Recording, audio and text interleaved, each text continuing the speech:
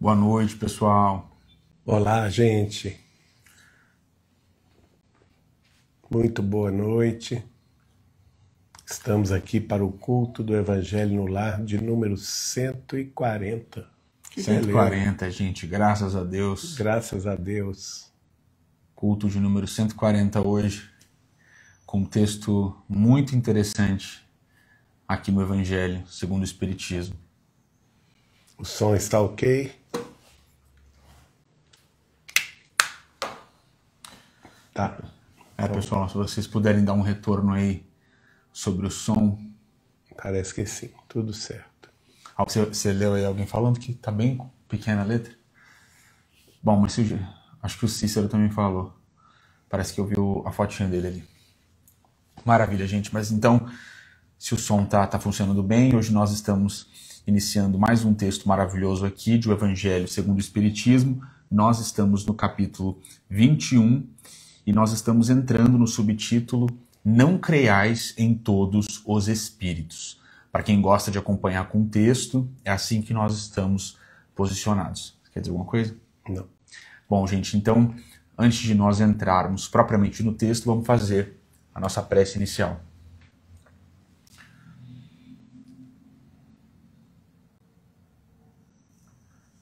Nosso Deus, nosso Pai, de eterno amor, de eterna misericórdia, de eterna justiça, inteligência suprema, causa primária de todas as coisas, em nome do nosso Senhor Jesus Cristo, o Príncipe da Paz, a luz do mundo, o pão da vida, o nosso pastor, todos nós nos reunimos aqui nesta noite, dedicando, Jesus, ao teu coração todo o nosso amor e a tua bondade, a nossa alegria de viver. Nós rogamos nesta hora, Mestre, para nós mesmos e para todas as pessoas que sofrem, as tuas bênçãos, a tua paz, o teu consolo, a tua santa presença. Em mais um esforço, empreendimento de estudo, Senhor, cansados de nós mesmos, dos nossos erros, da nossa mediocridade, querendo melhorar, nós te dizemos que na condição de almas encarnadas aqui na Terra, na condição de peregrinos aqui no mundo, em nosso ser militam carne e espírito, numa guerra que é difícil, é dura, mas a qual nós não nos renderemos. Habita, Jesus, em nossos corações uma vontade sincera de construirmos um ser mais digno, mais honesto, mais fiel aos teus desígnios. E nós sabemos, Senhor, que na tua presença nós conseguiremos vencer o eu egoísta, vaidoso, orgulhoso. Jesus Cristo amado, nós, com todas as nossas iniquidades, te colocamos naquela cruz da ignomínia humana e as tuas feridas se transformaram em luzes para o nosso caminho. Os teus martírios no mais ardente apelo de amor e os teus exemplos sempre um roteiro aberto para que nós sejamos capazes de alcançar a imortalidade sublime no bem.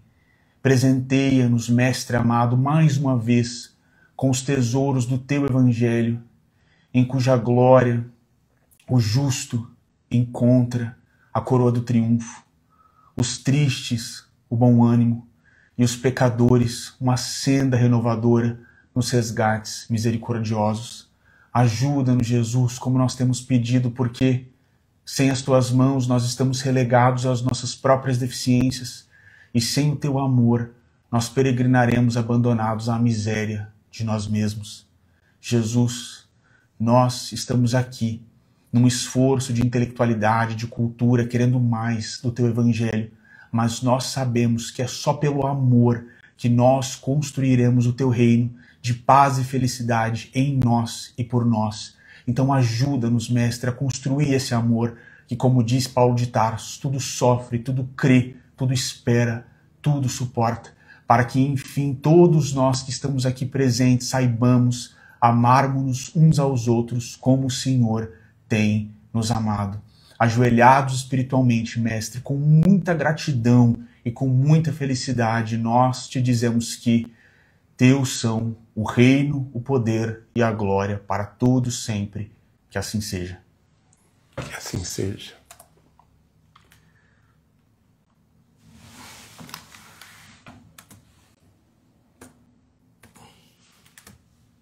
Deu uma travadinha aqui.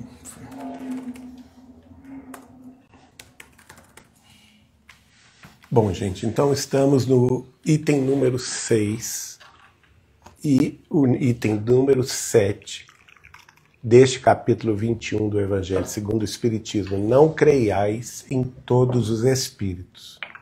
Allan Kardec destacou, então, no item 6, o trecho da Epístola 1ª de João Evangelista, no capítulo 4, versículo 1, no qual ele disse: Meus bem-amados, não creiais em todo espírito, mas provai se os espíritos são de Deus, porque muitos falsos profetas já se têm levantado no mundo.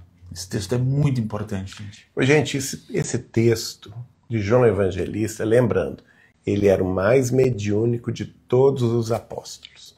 É o próprio João Evangelista. É ele que vai reencarnar como Allan Kardec. É ele que vai reencarnar como Chico Xavier. E vejam como ele tem vinculação com essa tarefa com os espíritos. Exato. Olha a instrução. Nós temos que ver uma coisa muito importante que talvez escape aos nossos irmãos das escolas cristãs reformadas, chamados de crentes ou protestantes, que se baseiam muito naquela instrução antiga de Moisés, 3.500 anos atrás, proibindo o contato com os espíritos, né? Veja bem, isso era para aquela realidade de 3.500 anos atrás. Acontece que o Evangelho de Jesus, o próprio Jesus, vai propor uma nova realidade espiritual. Vejamos que Jesus está em contato com os espíritos superiores o tempo inteiro. Ele próprio conversa, como está relatado, com o espírito de Moisés e com o espírito de Elias. Qual que é a passagem? Isso é muito importante, gente. Mateus 17. Em Mateus 17... Só acrescentando o que o Geraldinho está dizendo, isso é muito importante, porque o Geraldinho está mostrando a lei, lá de Levítico, a proibição de falar com os espíritos. Agora, nós temos o Cristo no capítulo... Isso está relatado no capítulo 17 do Evangelho de Mateus, conversando com Moisés e Elias, cujas mortes estão relatadas na Bíblia. Exatamente. Nas Escrituras Sagradas. Então, Jesus inaugura um novo patamar de realidade espiritual. E se ele é o Cristo, e nós temos convicção absoluta sobre isso, se ele era o Messias tão esperado pelos profetas, embora os nossos irmãos hebreus não o tivessem aceitado, mas muitos de nós, que a partir daquele momento passamos a aceitá-lo como tal, vamos entender perfeitamente que ele é o Senhor, ele é o Messias, ele é o nosso mestre, o mestre dos mestres. E no Livro dos Espíritos, na pergunta de número 625, quando Kardec pergunta qual o espírito mais perfeito que nós devemos seguir, que nos servirá de guia e modelo, eles respondem Jesus. Exato. É o espírito mais perfeito. Então, a mensagem de Jesus, que na Bíblia está expressa no Novo Testamento, ela necessariamente vai superar todas as outras instruções anteriores. Necessariamente, gente. Necessariamente. Porque ela é a palavra do Senhor. E ela vai, naturalmente, vai se expressar nos evangelhos dos evangelistas, Exato. Mateus, Marcos, Lucas e João. Depois, nas cartas e epístolas dos próprios evangelistas, como é o caso de João Evangelista, ou dos seus seguidores mais tarde, como é o caso de Tito, como é o caso de Paulo de Tarso, como é o caso do apóstolo Pedro, não é? E vai se completar também com o livro de João Evangelista, que é revelatório, porque João Evangelista sai do corpo, já era idoso, estava preso na ilha de Patmos por ordem do imperador romano. Não obstante, ele sai do corpo, se encontra com o Espírito de Jesus, quer dizer, o próprio João Evangelista conversa com o Espírito de Jesus, que ele mostra o futuro da humanidade, que é o livro de Revelações, ou que nós, no Brasil, chamamos de Apocalipse. João é o médium de Jesus na Bíblia, gente. Exatamente. Isso é muito importante. Porque, mostrando... E tem uma diferença, isso que o Geraldinho está colocando é importante, porque João afirma ser o intermediário de Jesus. Exato. Logo no início do Apocalipse. Isso é diferente, gente, porque no Velho Testamento, quando nós, e estou falando isso com todo respeito às outras religiões, mas quando nós percebemos os profetas falando que eles estão inspirados por Deus, a gente tem um nível de influenciação diferente quando João Evangelista fala que ele é o intermediário de Jesus. Exato. Então, como o Geraldinho está colocando, se nós estamos buscando sistematizar essas escrituras sagradas através e a partir da importância da palavra de Jesus, certamente o Apocalipse tem muita importância. Tem muita importância. E ele, também autodenominado, né, tanto no seu evangelho como nas cartas que ele escreveu, o apóstolo querido, o discípulo amado, então mostrando aí a ligação mais próxima de João Evangelista com Jesus, e certamente que Jesus deu a ele essa missão de lidar com a espiritualidade, não é?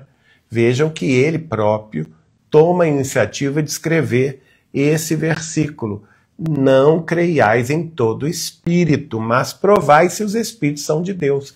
Isso, gente, é doutrina espírita pura. E vejam que isso, gente, é metodologia. Desde então, esse espírito que nós conhecemos como João Evangelista, depois como Allan Kardec, já estava traçando metodologia para todos nós num sentido espiritual. Isso é muito incrível. E mais recentemente como Chico Xavier. Como Chico Xavier, como Chico. Ou seja, sempre ele estava lidando com os espíritos. Exato. E sistematizando essa mediunidade com a razão, mostrando que o fato de termos manifestações espirituais não significa que a gente vai aceitá-las todas de boa mente, exato, mas antes colocar o crivo da razão, que é o crivo da procedência, exato, e do conteúdo dessa mensagem. Veja que ele diz assim: mas antes provai se os espíritos são de Deus. Ora, o espírito que se manifesta com a intenção de revelar a lei divina já está no Livro dos Espíritos como sendo um espírito superior. 622. Pergunta 622 do Livro dos Espíritos. Então, todo espírito que revela um ângulo, que revela um detalhe da lei de Deus, seja na ciência, seja na filosofia e principalmente na revelação religiosa, é um espírito superior. Por isso, olha que João Evangelista já coloca lá a peneira da procedência divina como aquela mais justa para a gente provar se a manifestação espiritual de determinado espírito ela é verdadeira ou não. Porque logo em seguida, terminando a frase, ele disse: porque muitos falsos profetas já se têm levantado no mundo. Então, nós teremos naturalmente revelações falsas de espíritos zombeteiros, de espíritos pouco evoluídos, de espíritos pseudo-sábios, né? De espíritos galhofeiros, ou mesmo de espíritos ignorantes, que simplesmente são os espíritos humanos ignorantes que desencarnam e que brincam conosco. Então nós temos aí quase que nessa frase o preâmbulo do Livro dos Médiuns de Allan Kardec e da obra de André Luiz através de Chico Xavier. E pessoal, um adendo aqui, essas comunicações espirituais, mesmo quando elas acontecem em sonho, nós temos que examinar se o espírito que apareceu em sonho provém de Deus. Exatamente. Tem que tomar muito cuidado, gente. Essa recomendação, ela tem que ser um baluarte para todos nós que somos espíritas cristãos. Um arauto mesmo da causa, do movimento, da doutrina espírita. Porque a doutrina espírita é essencialmente a doutrina dos espíritos superiores. Exato. Não é? Que é a pergunta 622. Espírito superior é todo aquele que revela a lei de Deus. Então, para a gente colocar tudo isso na balança, tem que passar por esse crivo. Eu lembro também do crivo de Sócrates, que são 3 crivos. E você se lembra que Allan Kardec coloca na introdução do Evangelho segundo o Espiritismo, que a doutrina de Sócrates e Platão foram precursoras da doutrina cristã. E esses 3 crivos de Sócrates também são muito conhecidos na filosofia, que diz o seguinte, os 3 crivos de Sócrates diz o seguinte: a gente recebe uma revelação, então primeiro a gente passa pelo crivo da verdade, se aquela revelação é verdadeira.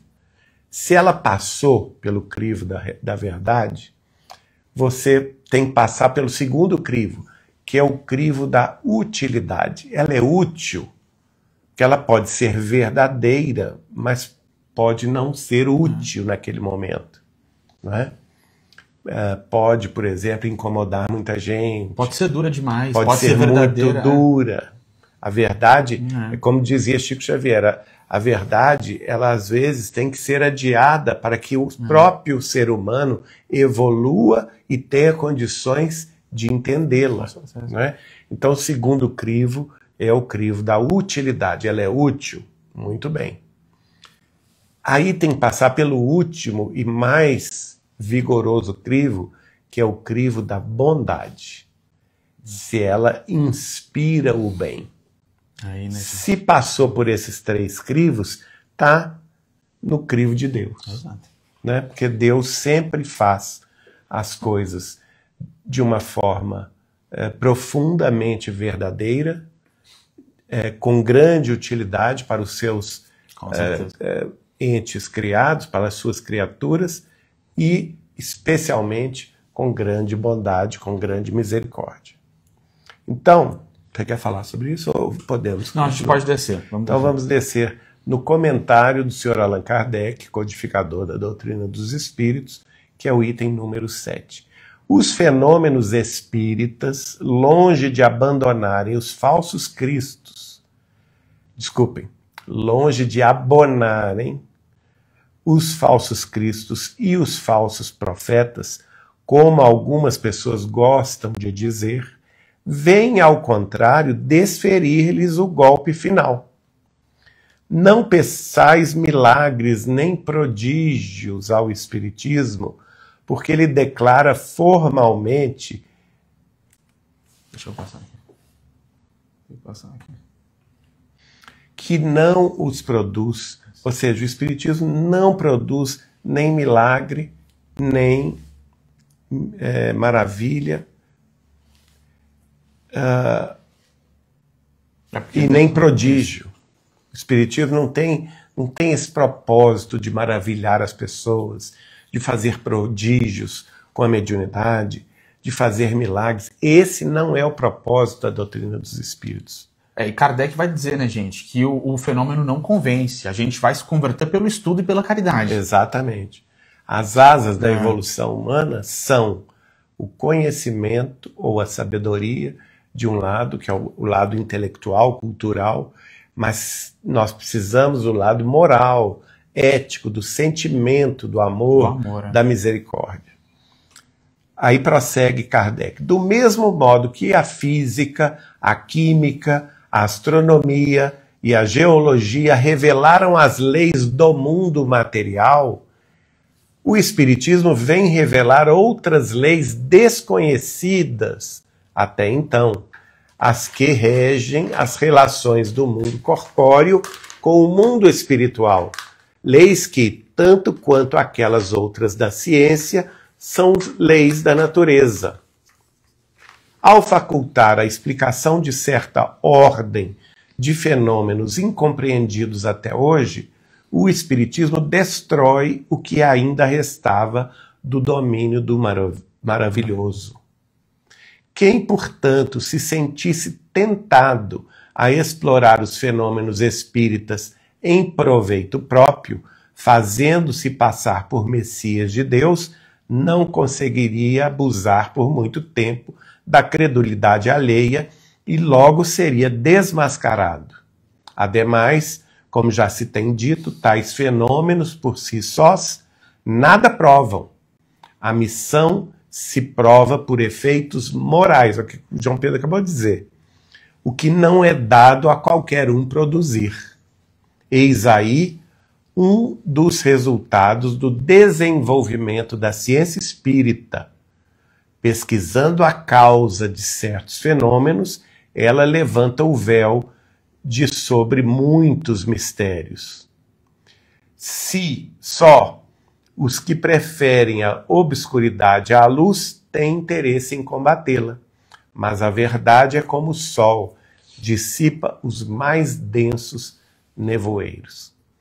Então, veja bem, aqui nós falávamos que a ciência também ela é trazida por espíritos superiores no campo da sabedoria, do conhecimento, que vão revelar também parte das leis naturais da vida física, como ele citou aqui no início. Os físicos, os químicos, os astrônomos, os geólogos, né, os cientistas, de uma forma geral. Eles revelam as leis de Deus no mundo material. Já por sua vez, o Espiritismo vai revelar as leis de Deus no mundo espiritual, que é o que? Revelação do próprio Deus, do Pai Criador, que é a causa primária de todas as coisas, a inteligência suprema, a suprema bondade, a suprema misericórdia. Vai revelar as criaturas de Deus, então são os espíritos, o princípio inteligente do universo, assim como o fluido cósmico universal, que é o hausto divino, que vai gerar em todos os quadrantes do universo as diversas formas de matéria utilizadas para a evolução do espírito imortal, que é o princípio inteligente do universo. Vai revelar a lei da evolução para todos os seres, vai revelar os diversos graus que os espíritos podem adquirir com esforço próprio, na sua própria evolução, vai revelar a pluralidade dos mundos habitados, também em todos os quadrantes do universo, vai revelar a pluralidade das existências, a reencarnação, como um processo contínuo de evolução, através da aquisição da experiência, na luta, na dor, na alegria, nas conquistas de cada um de nós, pessoais e intransferíveis, vai revelar as leis de causa, efeito, ação e reação, que, em suma, vai resumir o a cada um segundo as suas obras de Jesus na lei universal da justiça divina, vai revelar a lei da mediunidade, a força do pensamento como base da comunicação entre todos os seres e o modus operandi pelo qual os espíritos de todas as categorias, em todos os quadrantes do universo, em todos os planos de vida, podem se comunicar instantaneamente pelo pensamento que nós chamamos de mediunidade. Então, isso coube ao Espiritismo revelar através dos espíritos superiores em comunicações mediúnicas a Allan Kardec no século XIX e a Chico Xavier no século XX e início do século XXI.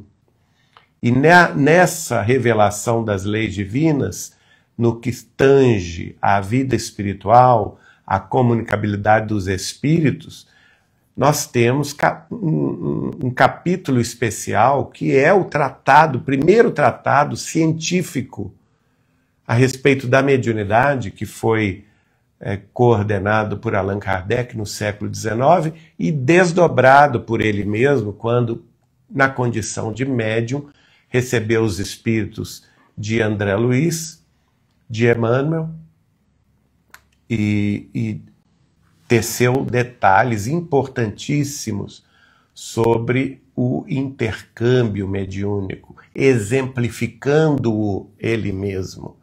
E nesse particular, está claríssimo que nós não podemos crer em todos os espíritos, que antes de tudo temos que opor a nossa razão na peneira do que é revelado, justamente fazendo aquilo o que João Evangelista já fazia há 2000 anos atrás, provando se os espíritos são de Deus. Pessoal, é importante essa afirmação aqui de Kardec, quando ele diz para nós não pedirmos milagres nem prodígios ao Espiritismo, porque ele declara formalmente que não os produz.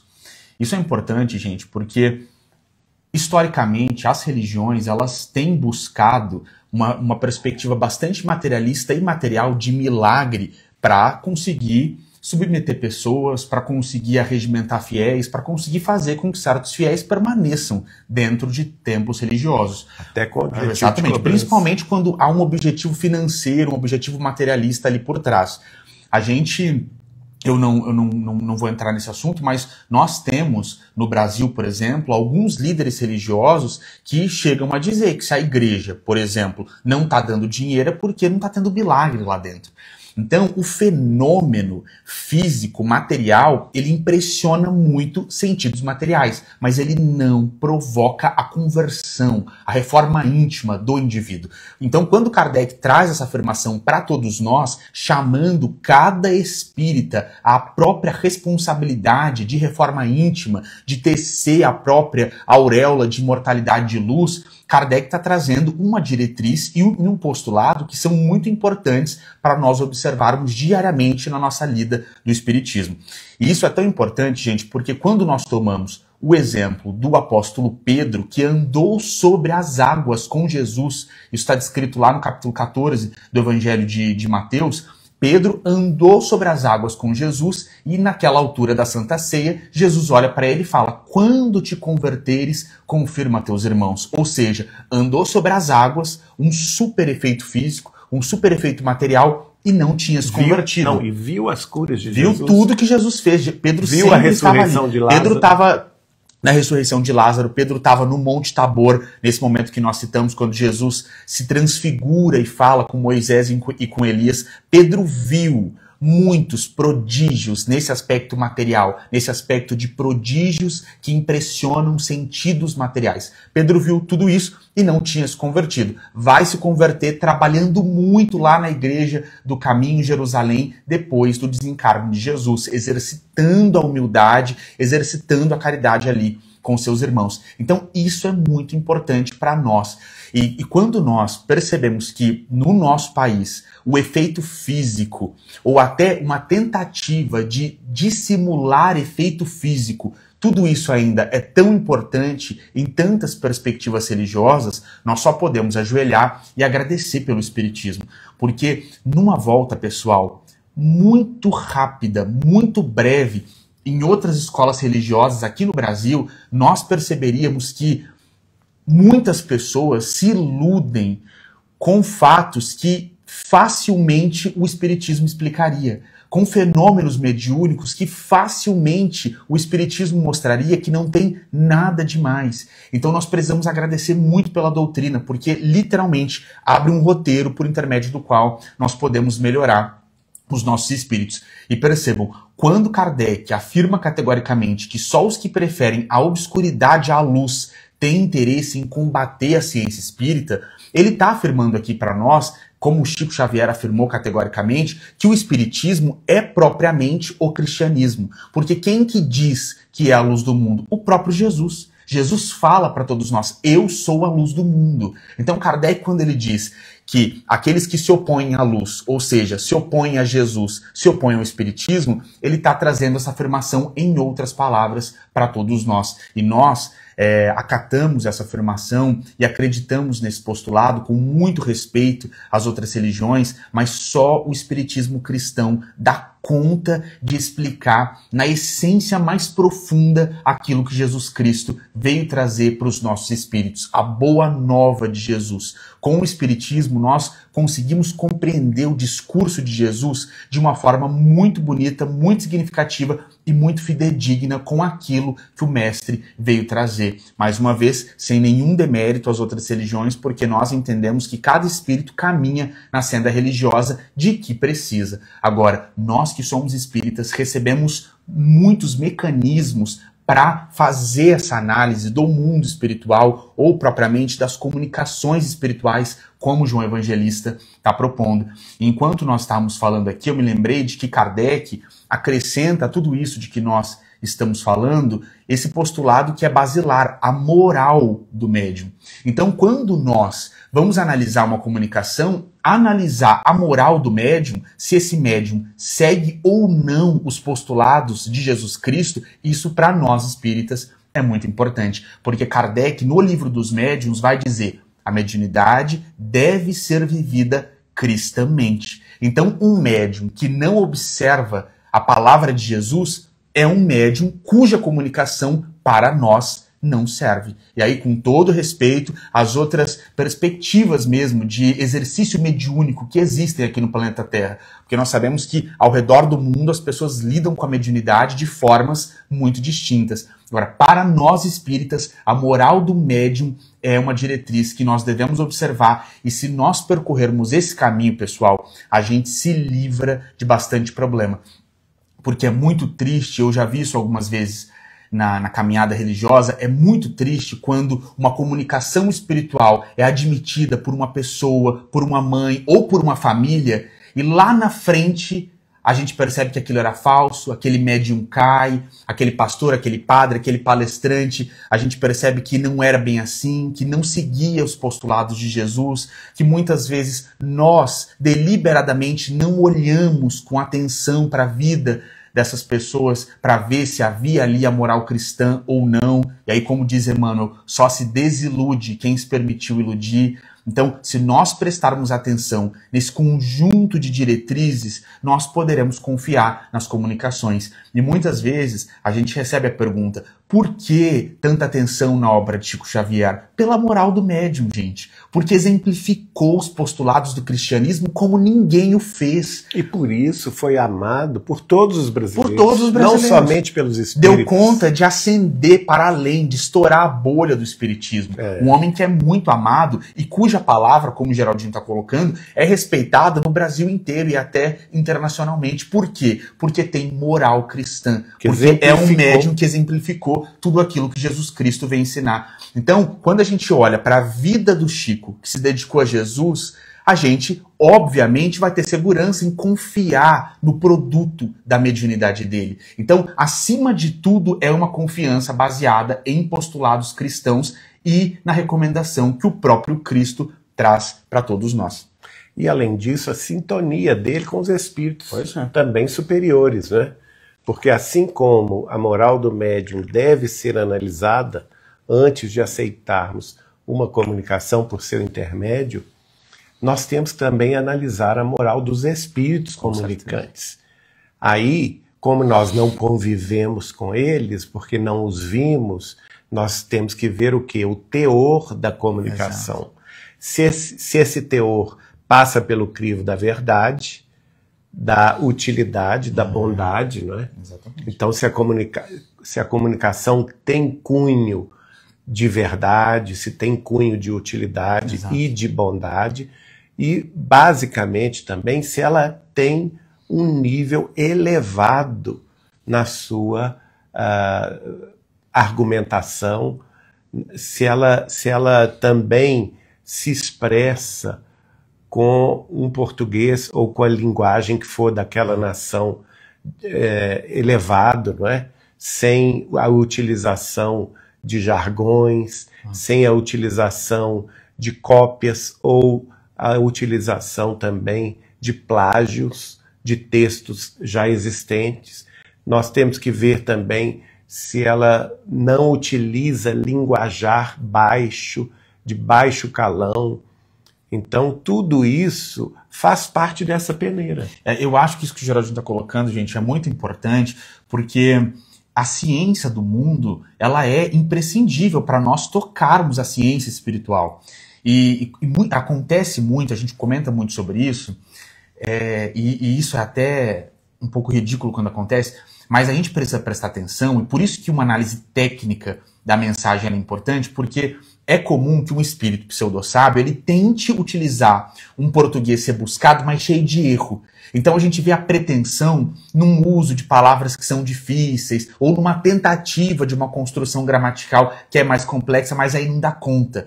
Aquilo fica pobre de fundo e da própria estrutura. A gente precisa prestar atenção nisso, porque esse tipo de pretensão geralmente é sinônimo de vaidade. Talvez até do próprio médium em comunhão com o espírito que está comunicando. Porque a mensagem ela não precisa ser rebuscada, no sentido de palavras difíceis, construções gramaticais difíceis. Não é isso. A mensagem ela pode ser muito simples e ela está perfeita ali no aspecto de linguagem e no aspecto de conteúdo profundo, evangélico. O Chico tem algumas mensagens.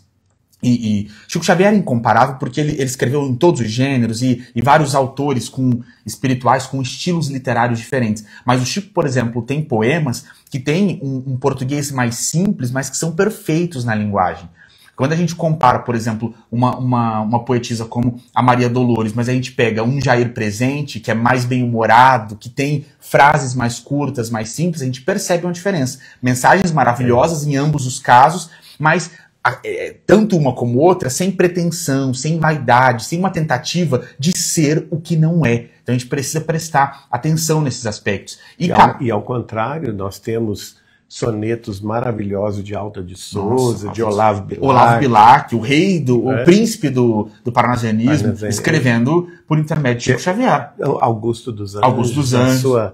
Na sua característica fundamental. Porque a gente vai perceber, na psicografia do Chico, a gente vê um autor como Emmanuel escrevendo romances, ele se dedica a um uso das palavras, dos vocábulos, da maneira que ele entende melhor, usa muitas palavras, ele se dedica bastante a muitos adjetivos, palavras bonitas, ele gosta de escrever dessa forma. De outro modo, em alguns textos, por exemplo, do Humberto de Campos, a gente percebe uma simplicidade maior na escolha das palavras, mas uma riqueza literária, desde a forma como a mensagem é construída, no fundo evangélico. Então, o importante é a gente ver se a mensagem ela está segura, ela tem estrutura e ela não pretende ser o que não é. A gente precisa ter muita atenção nisso. O Geraldinho já me mostrou uma psicografia uma vez de uma pessoa que queria ser publicada e a gente percebeu muito nessa escrita supostamente mediúnica uma pretensão de tentar ser o que não é, e a gente precisa ter atenção nisso. E Kardec vai dizer, pessoal, na Revista Espírita, que se o espírito, ali na reunião, terminou de escrever e já pede para ser publicado, atenção. Já pode duvidar. Precisa ter atenção, porque Kardec fala que isso pode ser um sinônimo de obsessão. Exato. Bom, gente, tudo isso a ciência espírita estuda e prevê. Então é muito importante o quê? Dos espíritos. Especialmente aqueles que têm gosto pela mediunidade, tanto no capítulo de estudar a mediunidade, quanto no capítulo de lidar com ela, ele próprio. Porque nós temos que estudar a base da mediunidade, da ciência espírita, que é o Livro dos Médiuns. E dentro do Livro dos Médiuns, nós vamos encontrar tudo isso. Tanto os espíritos falsos, pseudo-sábios, mistificadores, como a gente vai identificá-los, né? Como também aqueles que são espíritos sistemáticos, que não estão propriamente a serviço do Cristo, mas a serviço das próprias ideias, muitas vezes ideias esdrúxulas, ideias, por exemplo, materialistas, ou que pretendem uma mudança radical na sociedade, muito longe, por exemplo, das propostas do Cristo. Então, tudo isso está previsto na obra de Allan Kardec, e mais ainda, a condição que cada um de nós deve ter de analisar as comunicações, de passá-las por esse crivo, para que, pesquisando a causa desses fenômenos, que é, como aqui Kardec diz, nós possamos levantar o véu sobre o que é aparentemente misterioso e assim dissipar todos os nevoeiros densos da ignorância. Bom, continuando ainda o texto, esse texto é bastante, tem mais um parágrafo aqui longo, mas que nós vamos fazê-lo hoje ainda. O Espiritismo revela outra categoria bem mais perigosa de falsos cristos e de falsos profetas que se encontram não entre os homens, mas entre os desencarnados. É o que eu acabei de dizer, né? A dos espíritos enganadores, hipócritas, orgulhosos e pseudo-sábios que passaram da terra para a erraticidade e tomam nomes venerados para, sob a máscara com que se cobrem, facilitarem a aceitação das mais singulares e absurdas ideias. Então aqui, gente, eu recomendo vocês estudarem a pergunta 505 do Livro dos Espíritos, quando Kardec pergunta aqui sobre o quê? Ele diz assim: aqueles espíritos que assinam nas suas comunicações nomes de pessoas ou espíritos já consagrados na história da humanidade, são eles mesmos os autores dessas mensagens? E os espíritos superiores responderam retamente: não. Vejam bem, a maioria das vezes não são os espíritos. Então duvidem, pessoal. Quando assina Jesus, quando assina Maria Santíssima, Maria de Nazaré, quando assina algum dos apóstolos, Pedro apóstolo, Francisco de Assis, quando assina Chico Xavier, quando assina Emmanuel, gente, já descarta de vez. Tem que tomar cuidado. Já descarta, porque muito raramente essas comunicações serão verdadeiras. A maioria das vezes, diz a própria resposta dos Espíritos à pergunta 505 do Livro dos Espíritos, a maioria das vezes é o próprio médium que deseja receber tais espíritos. Exato. E quer, com essas mensagens, ser aceito diante das pessoas que o seguem, não é? Que é o que Allan Kardec fala, ó. Tomam nomes venerados para, sob a máscara com que se cobrem, facilitarem a aceitação das mais singulares e absurdas ideias, tanto da parte dos espíritos hipócritas ou pseudo-sábios, quanto da parte também dos médiuns irresponsáveis. E muitas vezes, pessoal, o médium, ele está falando a verdade. O espírito falou para ele um nome desses ilustres. O médium não está mentindo. Por mais absurdo que pareça, muitas vezes ele está sendo honesto. Ele viu ali na mensagem, o espírito de fato falou no ouvido dele, ele ouviu, ele recebeu pela psicografia um nome como desse que o Geraldinho está colocando, um Fénelon, um Chico Xavier. O médium está ali, por isso que precisa estudar. O primeiro que precisa se dedicar bastante ao estudo é o próprio médium. Que aí tem que exercer o discernimento. Exato.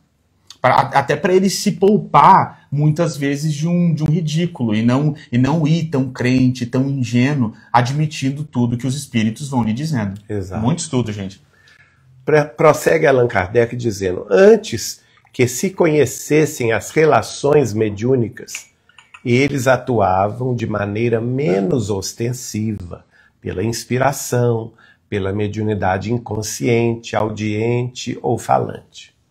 É considerável o número dos que, em diversas épocas, principalmente nesses últimos tempos, se têm apresentado como alguns dos antigos profetas, como Cristo, como Maria, sua mãe, e até como Deus. Não é? Tem livros aí, Cartas de Jesus, pelo amor de Deus. João adverte os homens contra eles, dizendo: meus bem-amados, Não creiais em todo espírito, mas provai se os espíritos são de Deus, porque muitos falsos profetas já se têm levantado no mundo. O Espiritismo nos fornece os meios de os experimentar, apontando as características pelas quais se reconhecem os espíritos bons, características sempre morais, nunca materiais. É a maneira de se distinguirem os espíritos bons dos maus, que principalmente podem aplicar-se estas palavras de Jesus. Pelo fruto é que se reconhece a qualidade da árvore. Uma árvore boa não pode produzir maus frutos, e uma árvore má não os pode produzir bons. Julgam-se os espíritos pela qualidade de suas obras, como se julga uma árvore pela qualidade dos seus frutos. E, para nós espíritas, parece até ingênuo que alguém admitisse uma comunicação de Deus, diretamente de Deus, mas isso é muito comum nas outras religiões, que Deus está falando, que Deus está mandando, ou que Deus está amaldiçoando. Então, para nós espíritas, esse conjunto de instruções maravilhosas que nós recebemos e nas quais a gente pode basear a nossa vida enquanto nós estivermos encarnados aqui na Terra, mais uma vez, é motivo pelo qual nós devemos agradecer muito. E já que nós estamos caminhando aqui para o final, amanhã, dia 3 de outubro, data de nascimento do nosso codificador amado, Allan Kardec. Então a gente só pode manifestar nossa gratidão incalculável, indizível, indefinível, imensurável a Allan Kardec, que trouxe para todos nós realmente um roteiro iluminado para nós trilharmos um caminho que vai, em nome de Jesus, resultar em redenção espiritual, em melhoramento, em mais luz para nós mesmos, dizendo tchau e talvez até um adeus mesmo definitivo para o eu do passado, cheio de erros, cheio de problemas, cheio de vícios, e dizendo aí oi, dando boas-vindas a um futuro que certamente vai ser mais feliz. 221 anos Olha isso, gente, de nascimento de Allan Kardec na cidade de Lyon, em Paris, no dia 3 de outubro de 1804. Amanhã, daqui a algumas horas, já podemos comemorar esse dia 3 de outubro. Nossa, gente, a gente só pode agradecer, porque que Kardec trouxe para a humanidade é realmente um tesouro, como a gente estava falando agora há pouco, né? Um tesouro que eu acho que um dia, lá na frente, quando nós estivermos na erraticidade, quando tudo isso aqui já tiver passado, nós vamos entender a grandeza, a maravilha que é o espiritismo cristão nas nossas vidas. Acho que no momento a gente agarra com confiança, mas ainda não é capaz de compreender propriamente a quantidade de luz, exato, de luz que Kardec trouxe. Mas fica a nossa gratidão, né, gente? Fica a nossa gratidão eterna a esse espírito de cujo amor nós somos tão devedores. Isso mesmo. Bom, gente, chegamos então ao final do culto de hoje. O número é 140, culto do Evangelho. Hoje é dia 2, né? No dia 2 de novembro de 2025. Com muita gratidão a todos os amigos que nos seguem e participam conosco dessa grande corrente vibratória de amor, de devoção, de alegria de viver, de vontade de aprender e conversar sobre esses temas tão caros aos nossos corações. Então agora é a hora de pedirmos a assistência dos nossos guias e mentores da vida espiritual e também pedir a assistência deles para que possam fluidificar as nossas águas, para que aqui nos copos que vamos colocar aqui à nossa disposição nós tenhamos o remédio de que precisamos, cada um de nós, naturalmente, para o próprio revigoramento físico no embate das lutas terrestres. Vamos fazer a nossa prece. E assim, Senhor, vamos agradecendo a figura excelsa do professor Rivail, codinome Allan Kardec, que o relembra na condição de druida um século antes do Cristo. Que trajetória de luz reconhecemos neste teu discípulo, Mestre querido Jesus. Quantas lutas inomináveis fora capaz de vencer nos séculos infindáveis com reto proceder. Desde Platão até a figura do druida ilustre, passando por João Evangelista, vemo-lo caminhando contigo, espargindo a boa nova do Evangelho Redentor, vivenciando o teu próprio amor. Vemo-lo como Santo Antão e a seguir como São Gastão, em lutas profundas e muitas vezes inglórias, mas diante de cada obstáculo soube alcançar vitórias para a fé, para a luz da razão. Transfundiu o próprio coração em estandarte de paz, transformando o mundo onde pisava, com seus passos certeiros, com sua fé contumaz.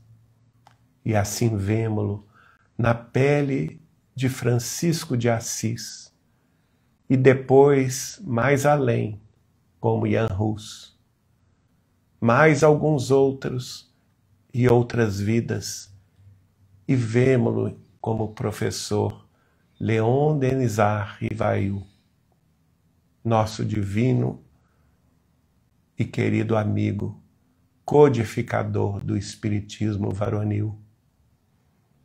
Ah, Senhor, quantas bênçãos, quantas luzes pudemos desde então sorver dos ensinamentos a crescer do Pentateuco de luz. Mas não se conteve o apóstolo, retornou à esfera terrestre para nos trazer-te mais uma vez, ó Mestre, na condição de Chico Xavier, médium responsável e seguro, fez-se humilde irmão de todos,